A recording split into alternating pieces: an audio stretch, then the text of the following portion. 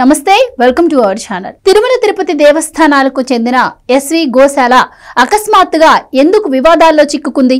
గత కొద్ది రోజులుగా వైసీపీ చేస్తున్న రాజకీయ విమర్శలు, దానికి తిరుమల తిరుపతి దేవస్థానం ఇస్తున్న వివరణలు చూస్తుంటే ఈ ప్రశ్న తలెత్తక మానదు. హిందూ ధర్మ పరిరక్షకుడు వైఎస్ జగన్ అంటూ వైసీపీ తన సోషల్ మీడియాలో అకస్మాత్తుగా ప్రచారం ప్రారంభించింది. ఆ తర్వాత 2 రోజులకు ఒక సంచలనాత్మక విషయం వెల్లడి కాబోతున్నట్లు వైసీపీ సోషల్ మీడియా తన అధికారిక హ్యాండిల్స్ లో ప్రచారం చేసింది. ఆ తర్వాత టీటీడీ మాజీ అధ్యక్షుడు భూమన కరుణాకర్ రెడ్డి టీటీడీ ఎస్వి గోశాలలో ఒకేసారి 100 ఆవులు చనిపోయాయని మీడియా సమావేశంలో వెల్లడించడంతో ఆ వివాదం ఆరంభమైంది. ఇక భూమన ఆరోపణలను టీటీడీ చైర్మన్ బిఆర్ నాయుడు తీవ్రంగా ఖండించారు. అలాంటిదేం లేదని, అవాస్తవాలు ప్రచారం చేస్తున్నారని భూమనపై విరుచుకుపడ్డారు.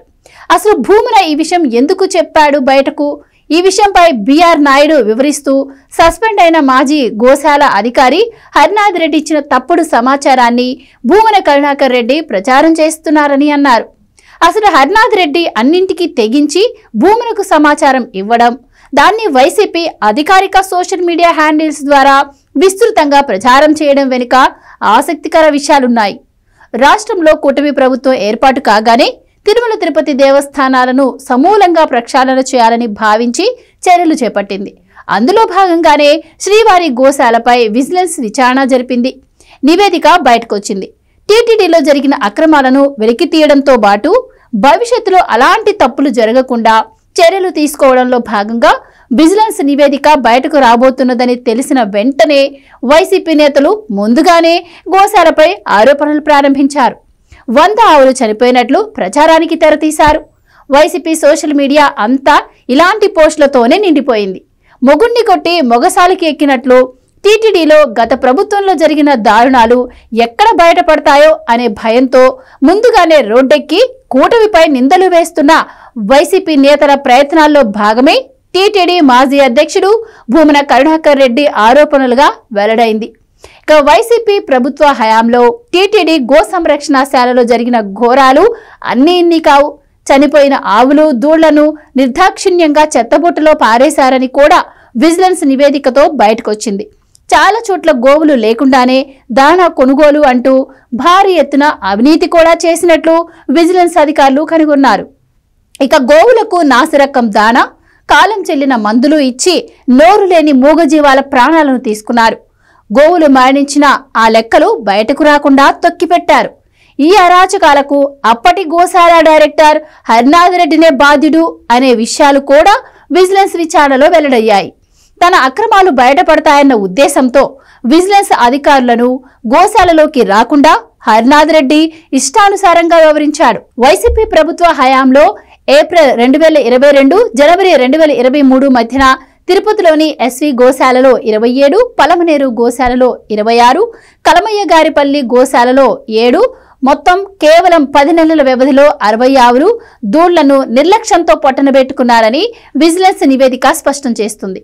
గత ప్రభుత్వ హయాంలో తిరుపతిలోని ఎస్వి గోశాలలో ఆరోగ్యకరమైన ఆవులు సైతం వసతులు లేమితో, ఇబ్బంది, నిర్లక్ష్యంతో చికిత్స అందక ఎన్నో మూగజీవాలు మృత్యువాత పడ్డాయి. ఎప్పుడు తయారు చేశారు, గడువు ఎప్పటి వరకు ఉంది అనే వివరాలు లేని నాణ్యతా లోపపు దాణా విజిలెన్స్ అధికారుల కళ్ల పడకుండా కుట్రలు చేశారు. విరాళంగా వచ్చిన గోవుల రికార్డులు కూడా సరిగ్గా నిర్వహించలేదు అప్పటి గోశాల డైరెక్టర్ హరినాథ్ రెడ్డి. ఇక తిరుపతి జిల్లా ఎర్రవారిపాలెం మండలం కలమయ్యగారిపల్లెలో ఆవులు లేకున్నా అక్కడి గోశాలలో దానాకు టెండర్లు పిలిచారు.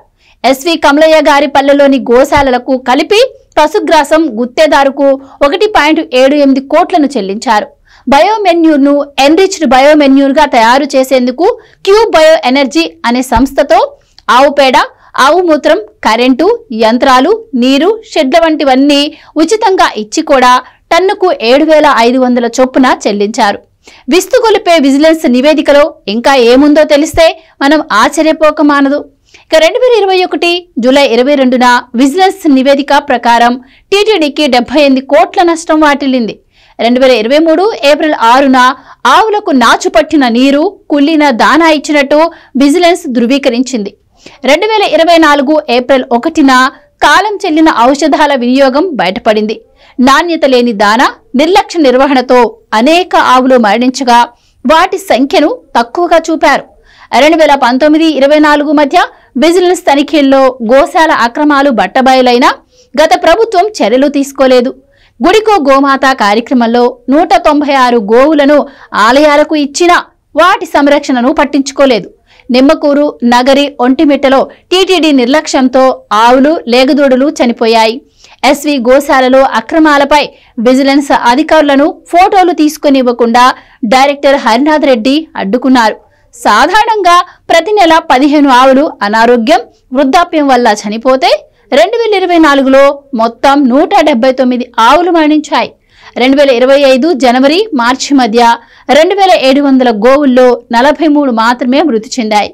కూటమి ప్రభుత్వం అధికారంలోకి వచ్చిన 3 నెలల్లో ఎస్వి గోశాలలో 59 దూడలు జన్మించాయి.